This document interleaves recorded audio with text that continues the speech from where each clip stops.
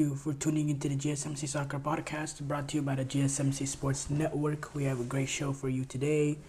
We will be covering Spain taking on England in the European Championship final. We'll talk about Colombia, Argentina, Copa America final going on. We'll preview those matches. We'll talk about the Ballon d'Or race. That could really take a big hit based on what happened this weekend's matchup between England and Spain. We talk about the U.S. They're getting ready to host the World Cup in 2 years now, and we talk about how much work do they really need before they're ready to host such a tournament after, the comments Bielsa made criticizing CONMEBOL in the U.S. And all that we've heard about the U.S. up to this point. And then make sure you stick around for the end of the show. I'll be reacting to some of the top headlines in the soccer world.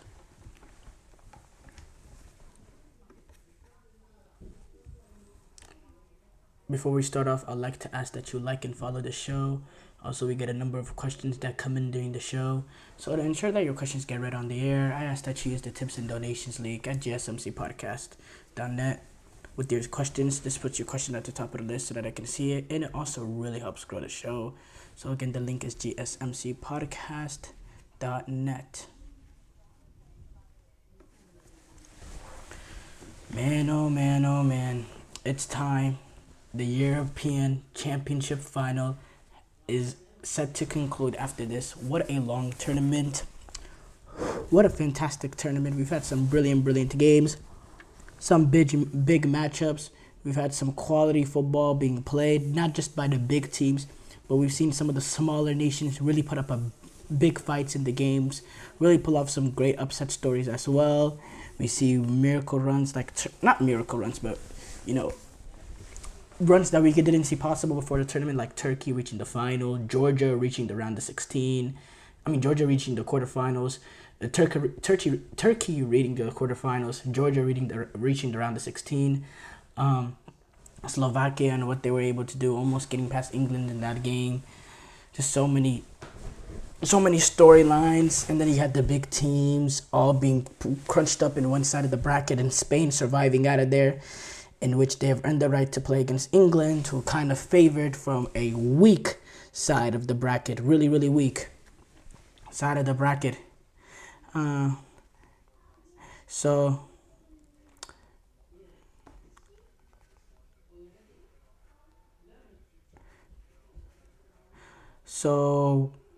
where to start off?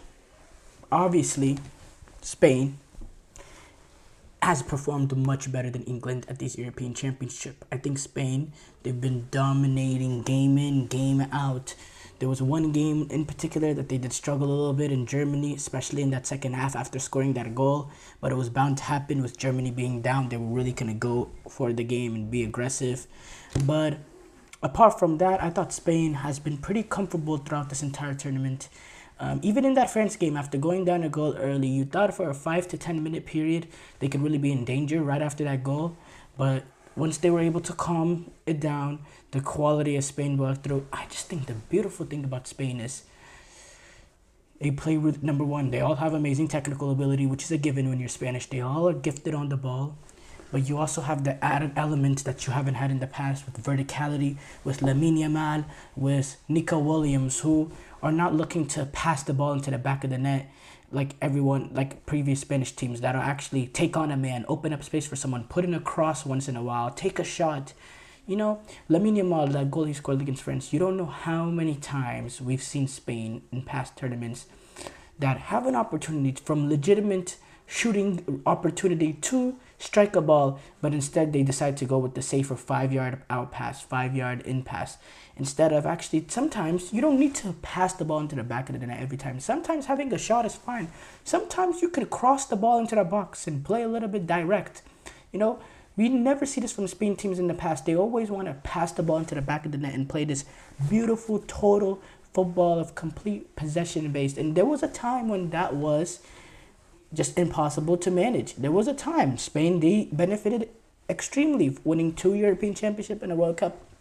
But nowadays, you do need that added element of being able to play direct, being able to have pace, being able to play in behind, and this team provides that. They also still have the quality of the players to control the game, to control possession.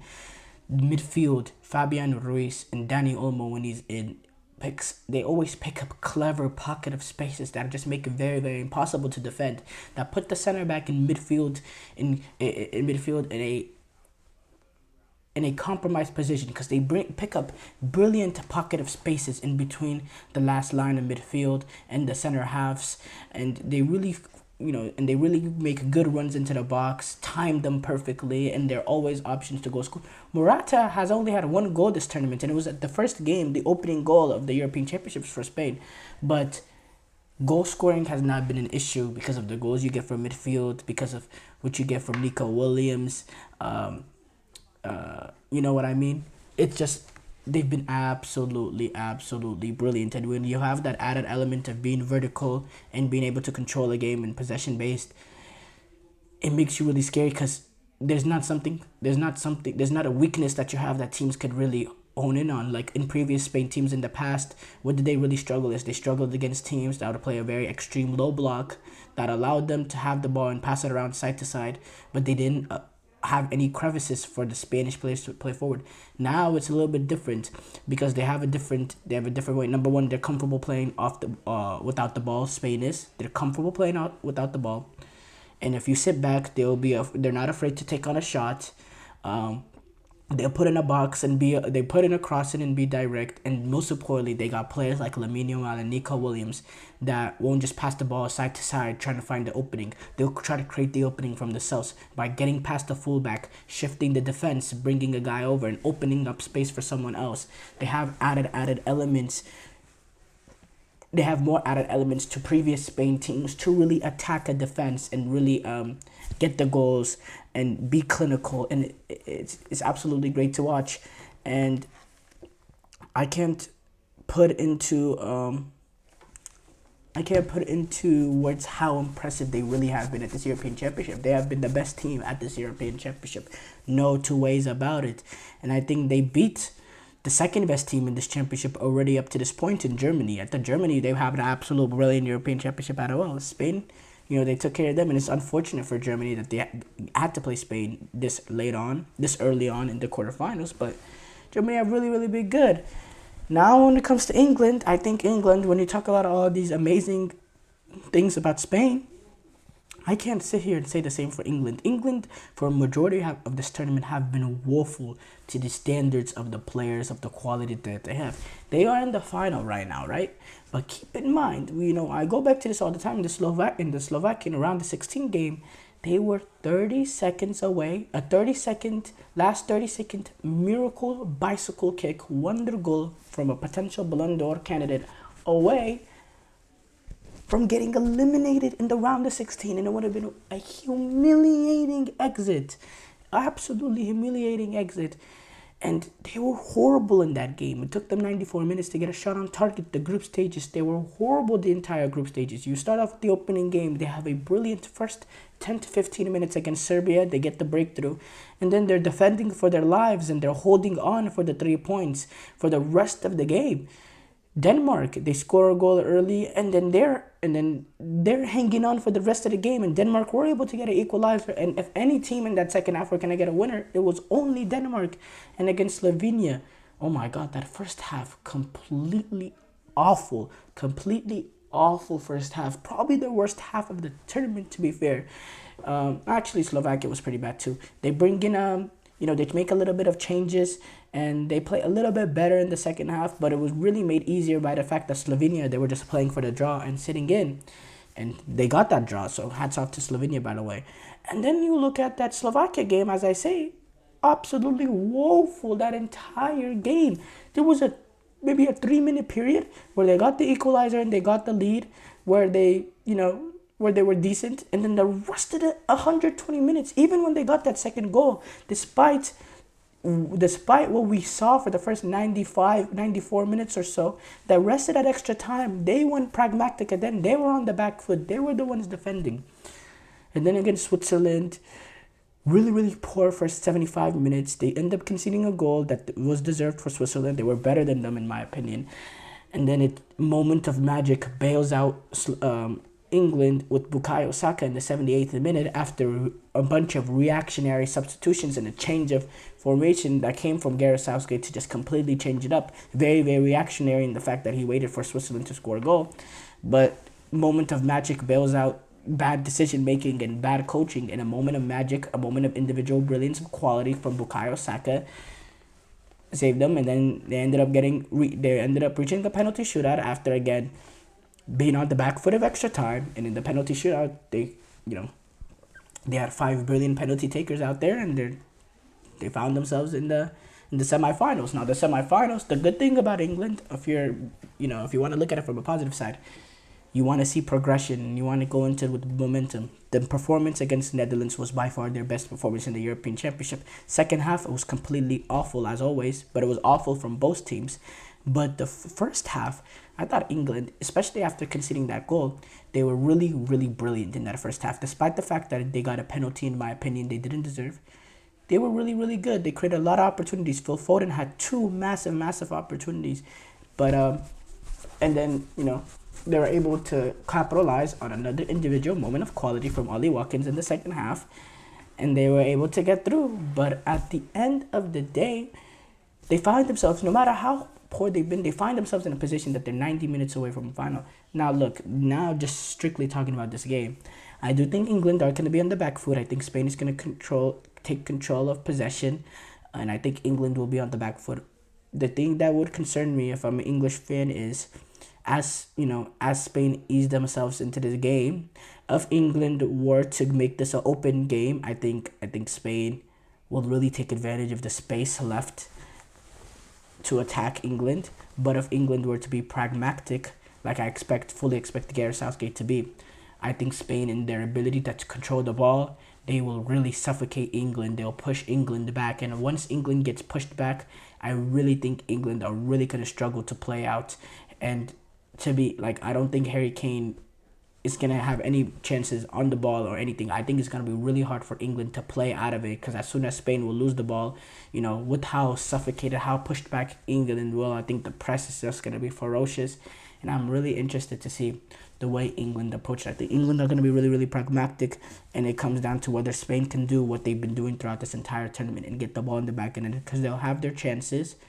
They just need to be clinical. I think this is a day Morata, he got to be clinical for Spain, because England's defense is a strong defense, and you're not going to get a lot of clinical chances, but they will have their opportunities. And if they are clinical, the only way I see England win this final is to have to take a massive choke job from Spain in the fact that they just can't finish. Because they will have a lot of their opportunities, they'll have a lot of the ball, but it's whether or not they'll be able to take advantage of it, because the chances will come. They are the better team than England. This is by far the best team England has faced at this European Championship. By far. I predict 2-0 win for Spain. Short break here coming up. When we come back, we'll be previewing the match between Colombia and Argentina. I feel like I'm losing my mind. Is everybody in the world blind? Please, Lord, give me a sign, a sign. I feel like I'm losing my mind. Is everybody in the world blind? Please, Lord, give me a sign, a sign. I wanna be the greatest. Everybody on the fake shit. I look around and feel like everybody is the fakest. I make this every day and I'm impatient, hoping one day I blow up from the basement. Statement, the top is so vacant. I don't hear shit that I think is amazing. Waiting for my day when I'm playing sold out shows for 1,000 faces. Hey, give me that crown, get in my way and to be put down. It ain't your place, all this my town. If I want that shit, then I'll get it right now. I'm losing it, the noose it fits. I'm losing shit, a stupid myth. You choose to live or choose to dip. You choose to fight or lose your grip and lose a gift. I feel like I'm losing my mind. Is everybody in the world blind? Please, Lord, give me a sign, a sign. I feel like I'm losing my mind. Is everybody in the world blind?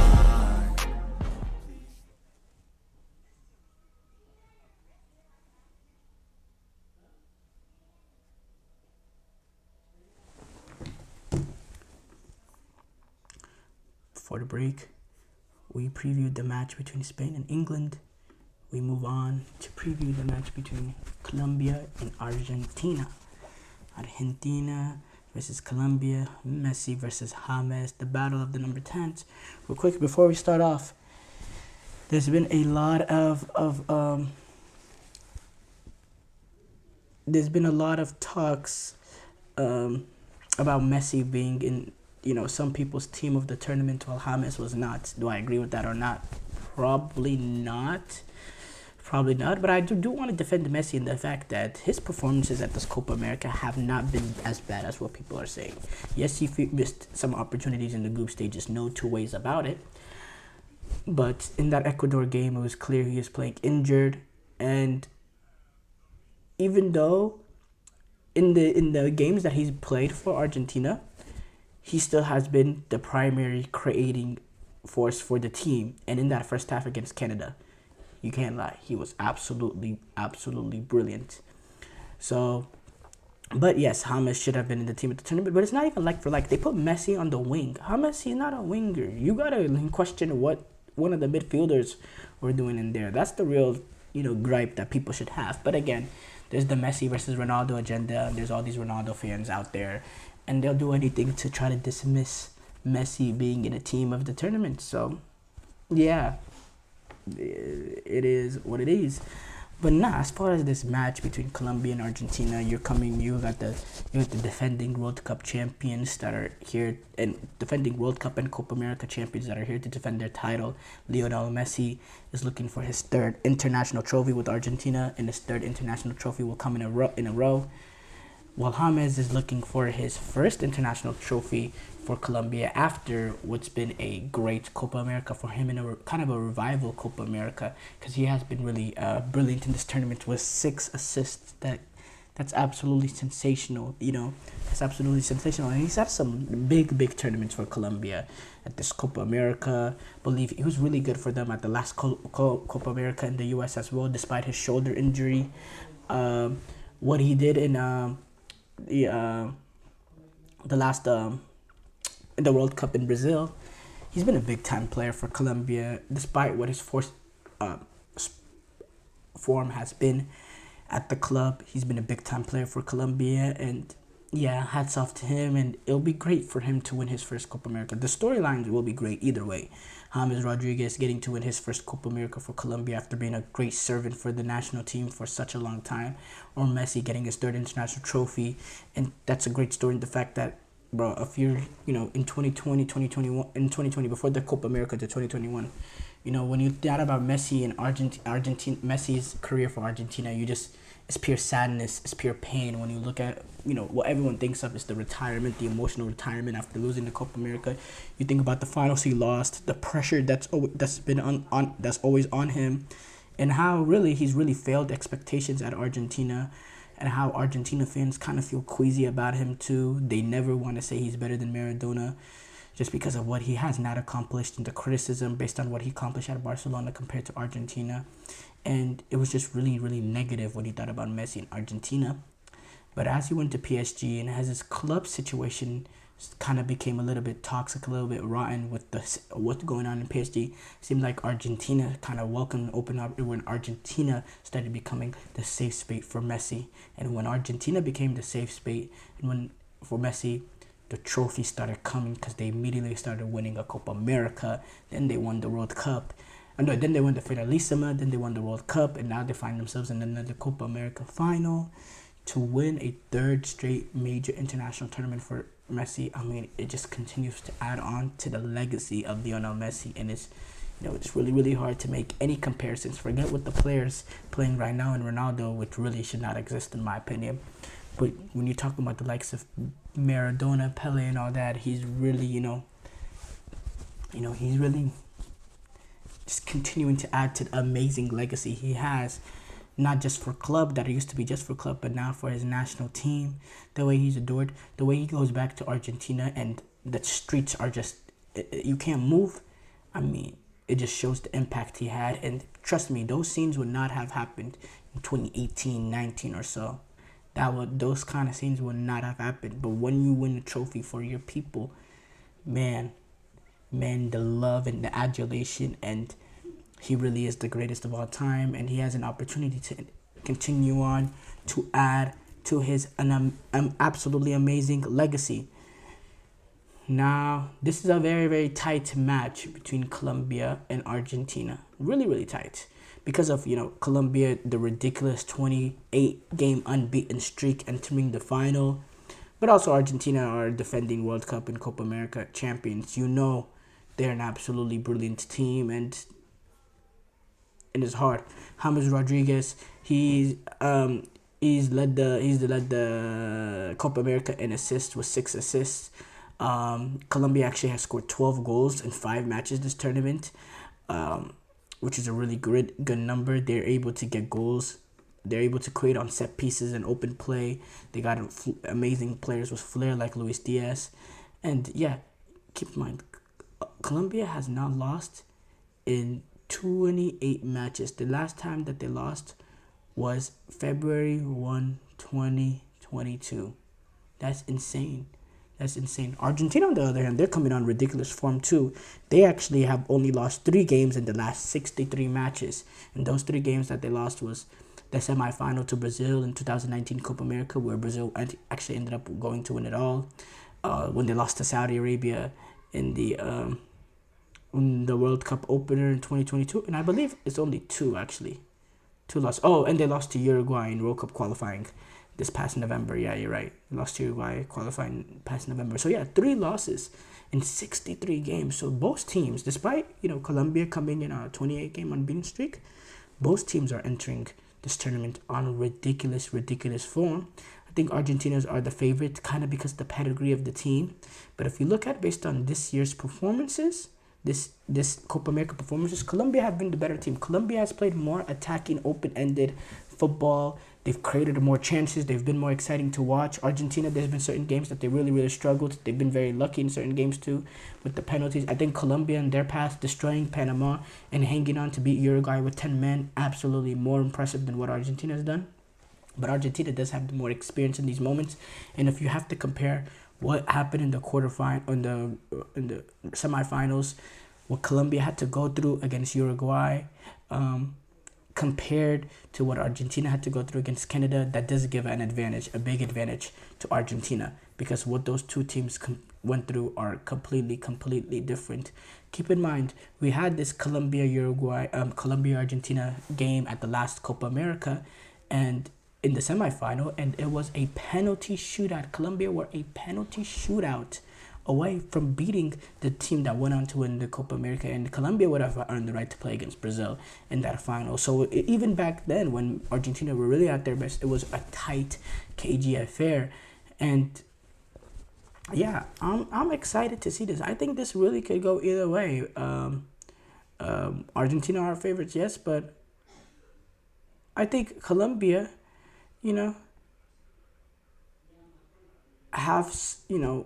have some ability that can really threaten them. Colombia's attack, I think they'll give Argentina's backline some questions.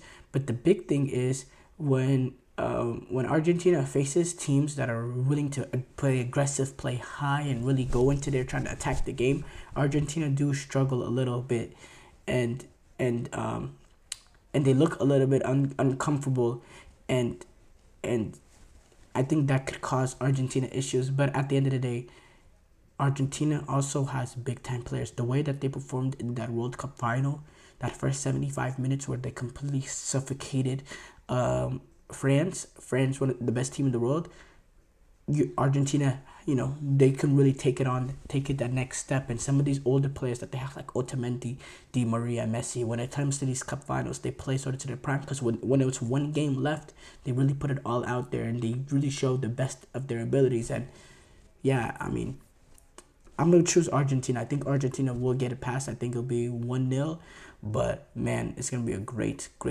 final. Short break here coming up. When we come back, we'll react to, we'll talk about the Ballon d'Or, whether or not it should belong to Jude Bellingham if England win the Euros. Looking for your daily fix of sports talk without having to pay for it? GSMC Sports Network is available on YouTube. Just search GSMC Sports Network. Get your fix of daily sports talk shows on YouTube, absolutely free. NFL, college football, NBA, MLB, MMA, UFC, fantasy football, and so much more.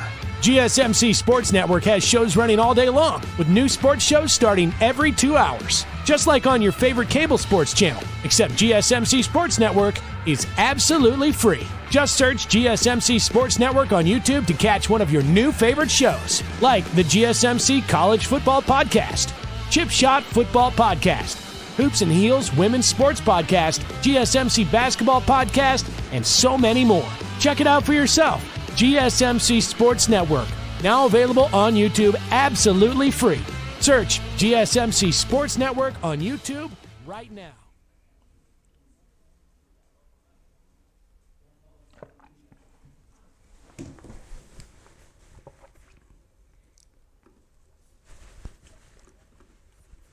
Before the break, we discussed Colombia, Argentina. We previewed that match.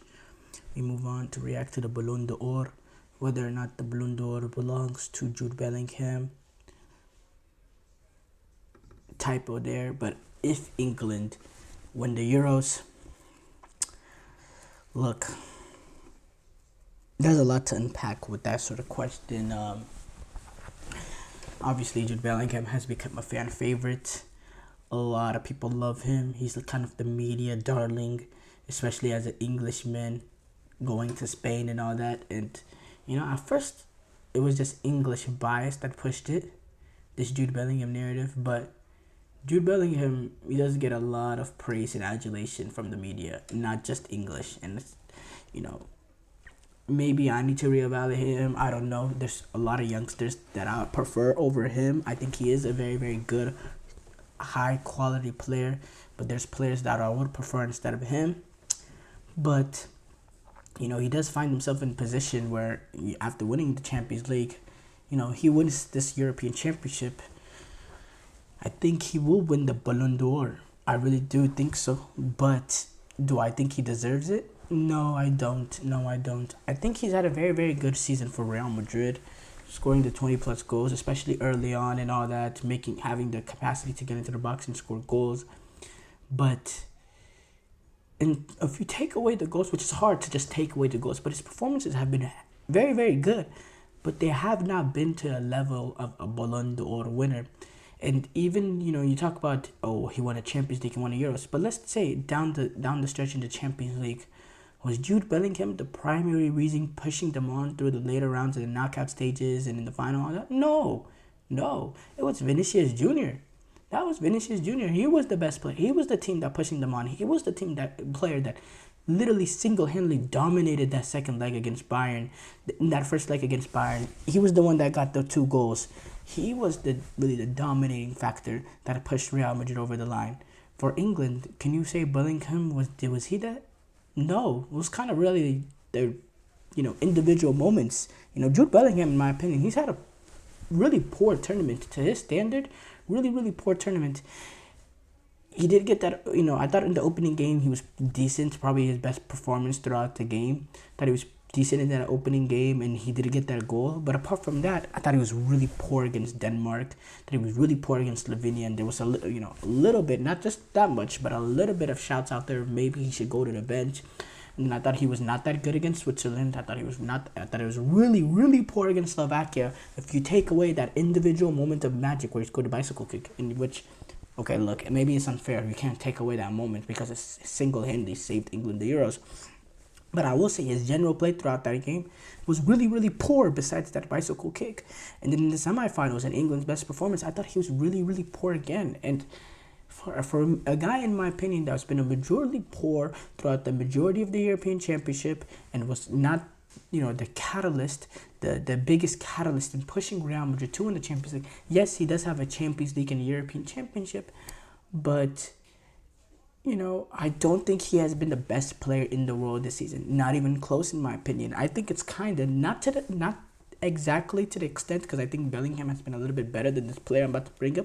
But it reminds me of the Jorginho shouts after winning the Champions League and the European Championship. It kind of reminds me of the Jorginho shouts of, should he be Ballon d'Or, should he be Ballon d'Or? Now, Bellingham, I think he's done more than that, and I think it's, not exactly a similar comparison. No, it's a similar comparison, but not to that extent. But what Bellingham has done, was not the catalyst to push Real Madrid over the line. He was not the catalyst to win England the European Championship. So for me, in my opinion, if you were a legitimate title, if you legitimately should win the Ballon d'Or, you should be able to we should be able to strip away the titles from Jude Bellingham and decide, okay, without the Champions League, without the European Championship, would Jude Bellingham still be a legit candidate to be the Ballon d'Or? In my opinion, no. I think Vinicius Jr., yes, what he's done. I think Rodri, yes, what he's done. But in my opinion,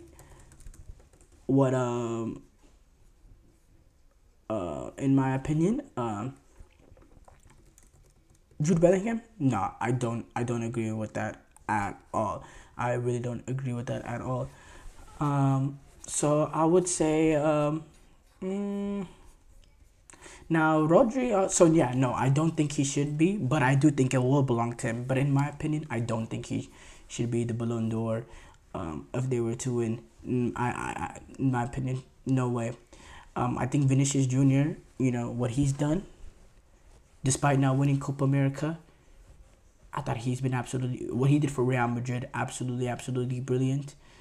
Rodri is also a good shout in the fact that he's affected the game, not just for his ability to control the midfield and be a composer and all that, which we know how he does brilliantly, the difference of level of performance in City when he's on and off the pitch, him being a composer, him being a navigator, not just for Manchester City, who won the Premier League, but what he did for Spain too, winning in his first tournament, playing his natural position for Spain, what he's been able to do, how he's been galvanized this group, I don't know if he is the captain, but he kind of is the de facto captain in the way, in terms of he is that leader in midfield, and what he's done and the way he's affected the game, not just based on his ability to compose a midfield and be a brilliant midfielder, but also the goals and assists in 2023-24 season, having 12 goals, 15 assists for Manchester City. What he did for Spain in terms of getting that goal in that Georgia game when they were down 1-0 and there was a little bit of pressure on them, getting that breakthrough goal for them in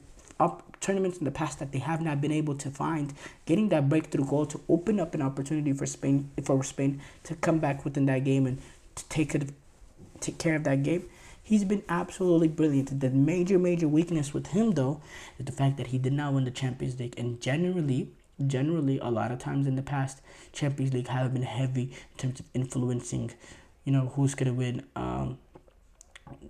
the Ballon d'Or. But let's be honest, if they win that penalty shootout against Real Madrid, Manchester City, there's a very good chance that they're probably the winners of the Champions League. So it's just so it's just so knick-knack. Oh, this penalty went this way. Okay, so now Vinicius, he had the opportunity, he took advantage. Now we should hand him. It's just hard. But in my opinion, Vinicius and Rodri should definitely be the top two. I think Rodri has a very, very good chance to thump Vinicius if he can win that European Championship, because he has that major trophy that Vinicius also has, but they don't have the club. Rodri doesn't have the club trophy in terms of the Champions League, but he does still have the Premier League, but he doesn't have the Champions League, while Vinicius does not have the Copa America.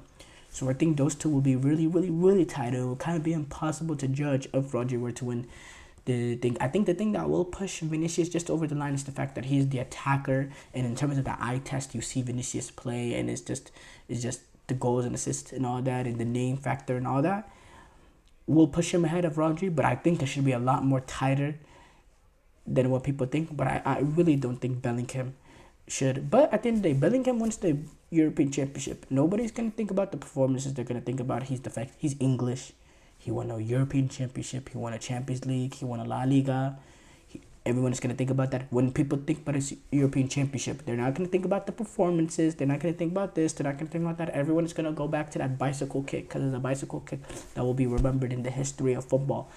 Especially if they were to go on to win the European Championship, that bicycle kick will be looked at as the kick heard around the world, the kick that saved England. If they were to win the European Championship game, the significance of that bicycle kick will elevate by times 1,000 in terms of the way people will remember it. And when when Ballon d'Or voting and all that, people are not going to remember his performances game in and game out. They're going to remember that bicycle kick.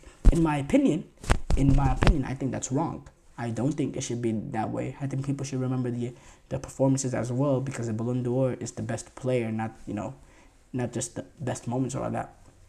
But yeah, I definitely think Ballon d'Or will go to Jude Bellingham if he wins the Euros, just because of how the media will perceive it and all that. But I don't agree with it, which is, I would not agree with that happening. But in my opinion, it's so tight between Vinicius and Rodri, and it makes it even more tight if Rodri were to get that. It'll be really, really tight if Rodri were able to get that European Championship, man.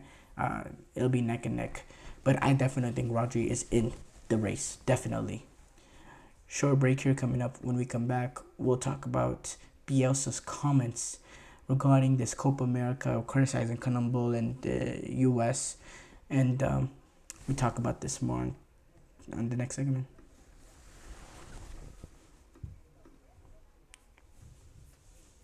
For the best and latest podcasts available anywhere, go to the podcast app on your cell phone and type in GSMC to access free content-rich podcasts on health and wellness, book reviews, sports, entertainment, relationships, social media, movies, technology, finance, and even weird news. Subscribe and download the GSMC Podcast Network's family of shows, available everywhere podcasts are found.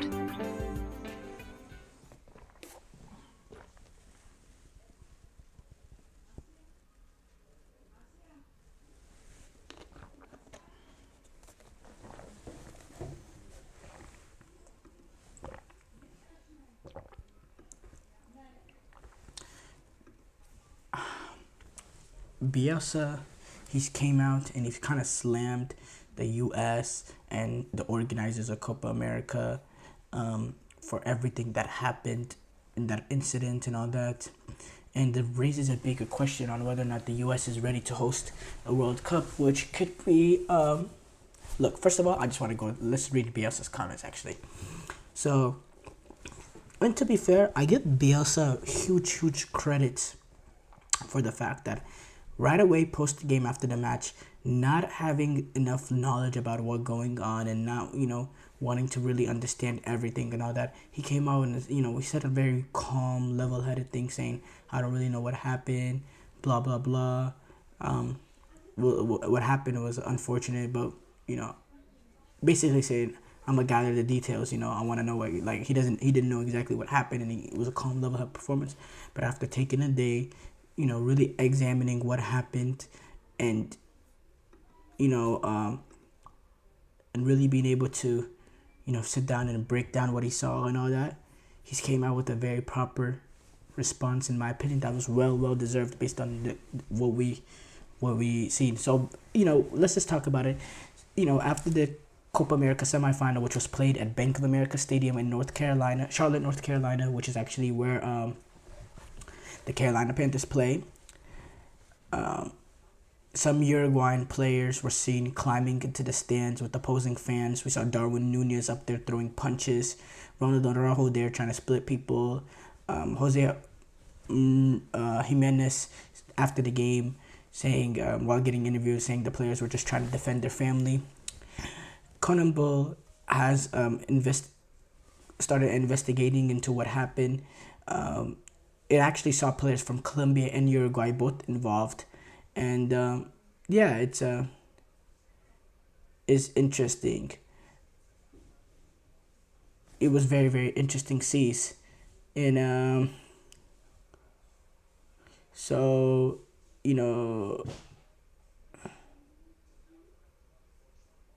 during, in response to that, Bielsa said, one has to speak thinking about all the threats he will receive if he speaks. So the only thing I can tell you is that players reacted the same way any human being would. If you see what happened and there's no other process to escape and they are attacking their girlfriends, their mother, a baby, their wives, their mothers, what would you do? was very, very angry in the way he said this, by the way, as he was, kind of attacking the media coverage of what happened. Are you asking if there's going to be sanctions to the ones that went to defend? It's a level of complicity because the questions also act as a way to accomplice. I don't know if all of you think the same way, if the questions you ask wouldn't be made by someone else, but this is what your journalist should be saying and not what I should be saying, with the risk of opening my mouth. When you see that there's an overreaction, when you see a violent action, of course, no one is going to be in favor of a violent reaction. But the first thing you have to see is what they are reacting to. And if there are any other ways to do it differently, and you all know this, but you want us on this side to open our mouth about it, so it's not you who point what happened and then are affected in any way. Bielsa also went on to say the players were owed apologies, and that he also said, "We are in the United States, the country of security." The Uruguayan Football Association said came out with a statement saying there was a lack of security, saying an unjustified but humanly understandable reaction. And this event took place in a context in which the proportion of Uruguayan fans was very small. Most of them were families, and there were insufficient security measures in place. Given these facts, the players' behaviors was inevitable and natural, and they strongly did condemn their aggression, but said it was, not natural and all that. Marcelo Bielsa also criticized Colombo in the U.S. over how this tournament has been organized, calling out the lack of security, the conditions of the fields at the stadiums, which was NFL stadiums, which we'll talk about later on. And, it was a very, it was a lot. And, he's not the first manager that can criticize the pitch. You should go back all the way to the opening of the tournament. It set the precedent. Lionel Scaloni saying they knew 7 months ago that we'd play here and they changed the field 2 days ago. It's not an excuse, but this isn't a good field. Sincerely, the field is not appropriate for these players.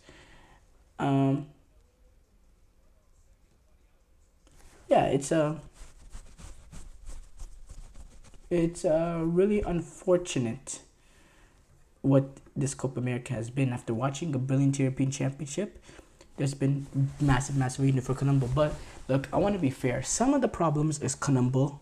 Some of the problems is the U.S. Colombo issues. Number one, they assumed that the security understood the level of passion and rivalry amongst nations at Copa America and how wild these fans is, because American security, they're expecting them to be like NFL fans, in which they get passionate, but it doesn't get aggressively passionate between fan bases and all that, and you don't separate. You don't have a 49er section in a Panther stadium or this or that. Fans do regularly, opposing fans sit together, and it does, maybe there's yelling and stuff, but generally it is peaceful, even with the drinks and all that. You can't have that amongst these sort of fans from Colombia, Uruguay. The passion is just too high. The aggression is just too high, and it will lead to massive outbreaks. You have to have sections in terms of the Colombian section and the Uruguayan section, and you have to have massive security between the fan bases. Massive armed guards, all that, to make sure nothing happens. That's how they do it in South America. You have to have that here. But that's not America. That's not the U.S. That's not the security guards' fault or all that. That's Colombo's fault for not being transparent in terms of how South American fans, or just soccer fans in general, even in Europe, properly behave. So Colombo has massive responsibility in that as well. And they have massive responsibility for a lot of the weaknesses in this tournament. The ridiculous camera angles that we got, especially in the USA-Uruguay game with the rolled feet. A lot of weaknesses from Colombo.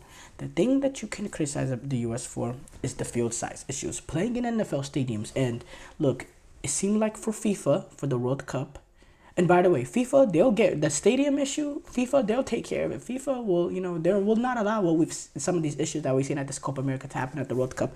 The issues that do concern me, though, regarding the World Cup is these NFL stadiums being too small.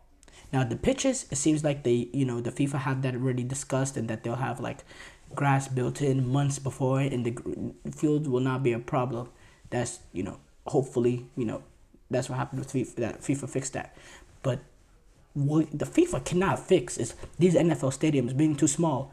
The stadiums are not going to become bigger for this World Cup. You see the lack of spaces on corner kicks. You see the pitches generally. It's the most minimal size pitch that you could have for a game of this tournament. In fact, in my opinion, it's too small. For a caliber of this tournament, the pitches are too small. How are they gonna fix that issue before the World Cup? They can't make the stadium bigger. They can't expand the stadium and expand the field. The stands are just too close to the field. So in my opinion, that is a big issue, specifically in these NFL stadiums. Now, you're gonna have games in Canada and Mexico with soccer-specific stadiums, which that won't be an issue. But at the same time, it will be an issue because all the fields have to be relegated to the same size. If you're playing, let's say LA, which probably has one of the smallest pitches I've ever seen for a soccer game, because they have to condense it. And even on corner kicks, there's just no spaces because of how tight the stadium is. But let's say with LA was SoFi Stadium, right? You have that pitch. You cannot play a game in that size pitch, but make it, big, make it a normal size pitch at Azteca.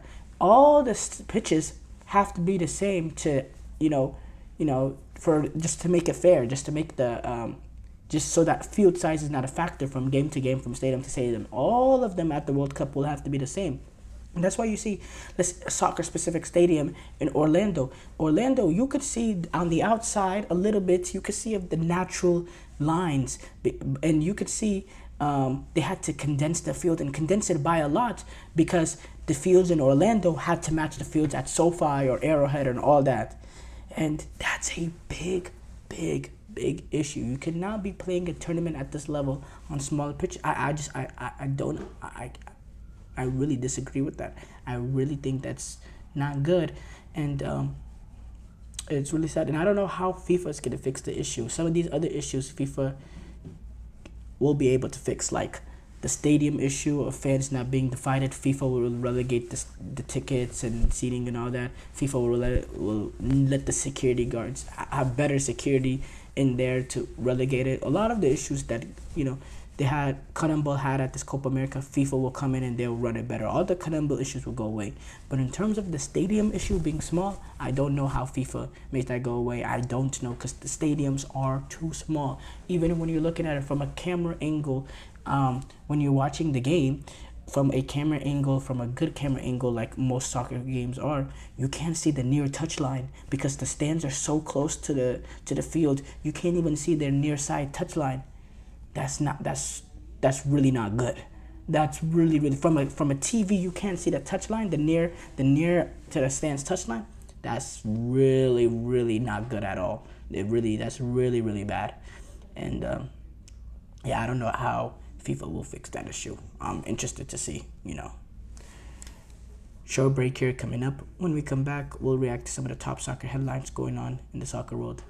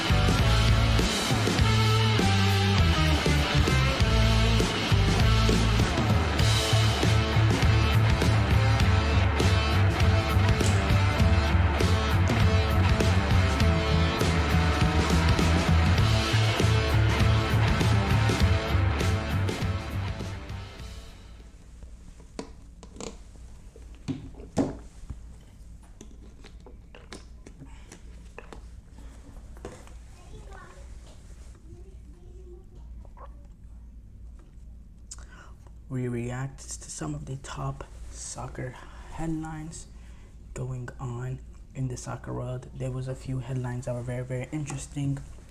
First of all, Jesse Marsh talking about the USMNT coaching job, insisting he has no interest in replacing Greg Berhalter since the US coach was fired that last Wednesday. Jesse Marsh said himself, "I'm not leaving this job. I have no interest in the US job. And to be fair, unless there's a big shift in the organization, I don't think that I'll ever have any interest in that job in the future. So I'm really happy here. I couldn't be happier actually in terms of what it's like to work with the leaders in this organization and what it's like to work with this team." Wow. Oh, he also went on to say, "My respect for U.S. soccer is big, but I went through a process with them, right? And I'm not going to go into it, but I wasn't treated very well in the process." And so whatever, man, that's in the past now. The minute it was done, I was like, okay, I'm moving forward and I'm going to figure out what's right for me. I believe he said those comments earlier on. But what he said, talking about he has no interest unless there's a, change in leadership, big shift in the organization. Wow. Some big statements. I agree with him, by the way. It's just like, wow, you hear that from a rival head coach saying that. Speaking of the main rival of the federation, man. There's also, reports saying that Steve Cherundolo, it's going to look like he has a very, very good chance to be the manager of the USMNT. Really safe option, but really predictable from the U.S. soccer. And the more and more I think about it, the more and more likely this is. He is a player that has had 87 caps for the U.S. men's national team. He's was the manager of LAFC that won that led them to back-to-back MLS Cup finals and a final of the CONCACAF Champions League. And this is his first 2 seasons, so he has had a successful run there. And in my opinion, better managing than Greg Berhalter. I think he's accomplished more, don't get me wrong. And he is a former U.S. soccer great. But I think it is a little bit of a safe job. But he was very, very tight-lipped talking about it in this press conference, saying, "I think it wouldn't be the right time to speak about other things. I'm LAFC coach, and I'm very happy to be LAFC coach, and we have something really good going on here. And we're excited to be in the semifinal. So I understand the ask, but I'm going to talk about LAFC tonight." I am LAFC, and he also said, "I am LAFC's head coach right now, and that is my job, what I do every single day. Tomorrow morning training is at 11:15, an hour later, and I'll be there for that." Interesting things going on there. But watching that press conference, it's clear he's trying to hide something. There's definitely interest from the U.S. soccer, and it's I'm interested to see how long it takes for the U.S. soccer to end up hiring him. Lamine Yamal, he came out saying that the photographs that are breaking the internet, which is really, it's crazy how they exist. I don't know how it even happened. It's so crazy to me.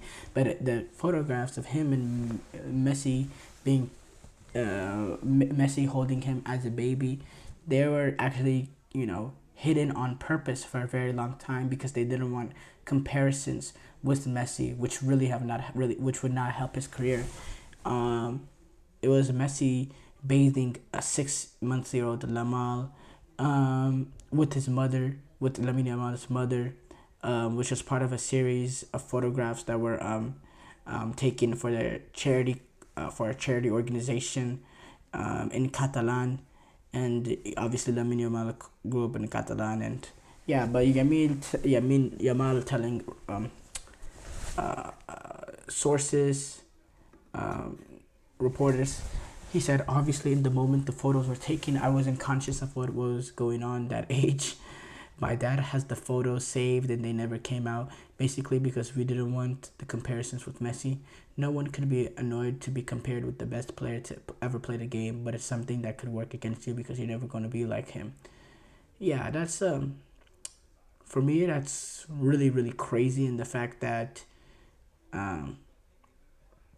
not crazy, but I think Lamine Yamal's parents have done really, really well in terms of with his dad not releasing the photos and all of that, having the understanding of how it works, how pressure and all that works, and how it could be a detriment.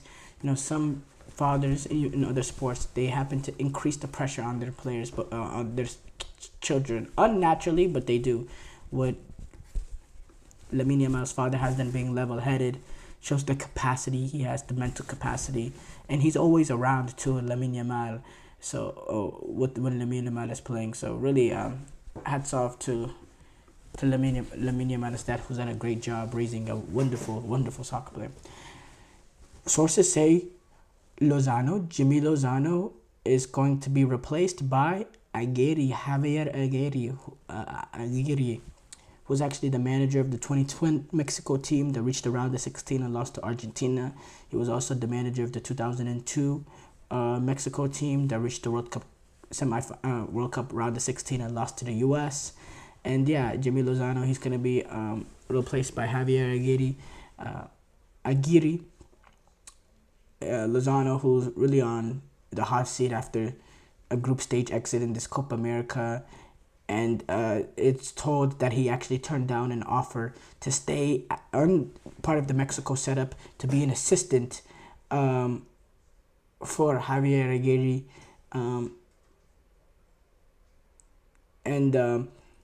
yeah, it's and Lozano, obviously that's humiliating, being demoted, so obviously he turned down that offer. And yeah, Aguirre and Mexico Federation are, it's told that they're going to start talks next week. And, this is going to be the third time that he's led the Mexican national team. And it's going to be a third World Cup cycle. So interesting. It's going to be very, very interesting to see what he's able to do with this project that Mexico has right now. He is kind of a short-term fix for this Copa America, for this World Cup, and I think he does give them a decent chance to compete at this World Cup. I really like Javier Aguirre. I think he's a really, really good coach. But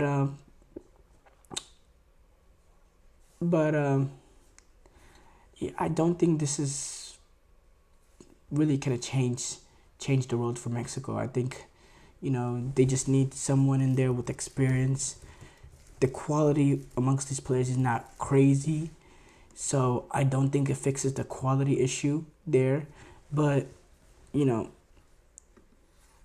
is a better option than Jimmy Lozano. It is. Immobile, he leaves Lazio after 8 brilliant years for Lazio, being a great servant for the club. He left Lazio. He has left Lazio. And he's going to be playing at Besiktas with Jose Mourinho. It'll be interesting to see how Jose Mourinho deploys him and whether or not he could help Jose Mourinho and Besiktas take that next level into... No. Besiktas actually, no, Jose Mourinho coaches Fenerbahce, not Besiktas. But it'll be interesting to see if he can help Giovanni van Bronckhorst and Besiktas take the next level and compete with the likes of Galatasaray and Fenerbahce. That'll be very fun to watch.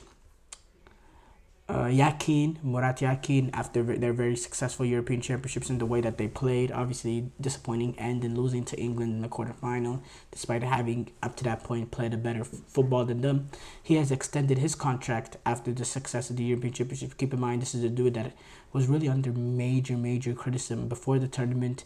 You saw some of the fallout he had with players like Granit Xhaka, but what they did at this European Championship, he has earned a contract extension and it's rightfully so. Ollie Watkins actually came out saying Spain are the favorites to win the European Championship final, but England have plenty of weapons. He happens to be one of the few Englishmen out there, or English fans out there, saying that has has a sense of reality.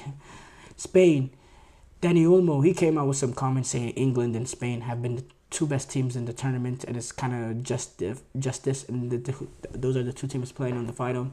I absolutely disagree with what he said, and I think it's a little crazy he said that with the fact that he played Germany and he understood some of the suffering that they had to suffer through against Germany and how brilliant Germany has been at this European Championship. I don't understand those comments at all.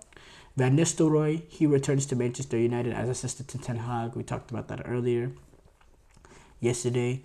But it's returns back to Old Trafford after he was a brilliant player with them. Golden Boot at this European Championship, it could be split if Kane and Olmo finish level, because they're so Harry Kane and Danny Olmo, they're two of the 6 players that are tied on 3 goals in this European Championship. It's Cody Gakpo, Georgios Mukotadze, Jamal Musiala, and Ivan Schranz all being up there, but the only players left is Harry Kane and Danny Olmo. Jude Bellingham and Fabian Ruiz, they are in the they are also there with 2 goals, so maybe they could get into the have a chance entering the European Champions Finals. But Kane and Olmo, they're the clear favorites with both having 3 goals, and if one of them can take their tally to 4 goals, it will they will win. But if with nothing separating the current 6 players on 3 goals, UEFA said that the top scorers will be shared unless a player can break the full goal mark, which will be interesting to see if six players win the Golden Boot. That would be funny. This policy actually marks a change from the previous tournament where Ronaldo was announced as the winner because he had 1 assist with the 5 goals, compared to Schick, who had 5 goals but didn't have an assist. It won't be like that this time around. If nobody registers a 4th year 2024 goal, then the 3 goals 3 goals will be the lowest. All the players with 3 goals will be the winner of the Golden Boot. By the way, 3 goals will be the lowest tally a Golden Boot winner has had in the European Championship since Euro 2012. That's when Torres, Mario Gomez, and Jokayev for Russia, they all ended the tournament with 3 goals. Torres was actually awarded the Golden Boot that year because he played fewer minutes than the other players who scored 3 goals. That's interesting stuff going on there. It's really fun to track these individual rewards. But thank you for tuning into the GSMC Soccer Podcast, brought to you by the GSMC Sports Network. We thank y'all for watching. Your support means a lot to us, so please remember to subscribe to the show and leave a positive review. It really does make a difference. We also invite you to follow us on Facebook, Twitter, TikTok, and Instagram for more content and updates. Thank you once again, and have a wonderful, wonderful day.